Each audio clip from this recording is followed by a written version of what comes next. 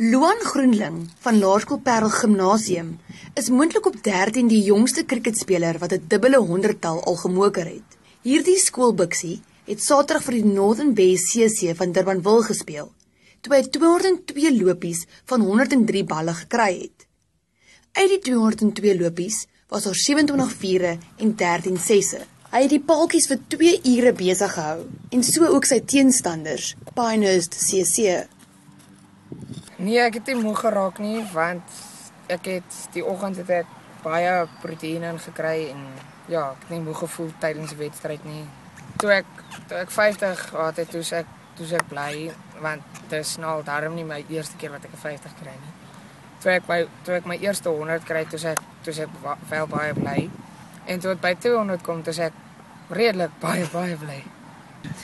Ja, ek gaan wel probeer om my rekord te verbeter wanneer ook al ek weer die kans het. En ja,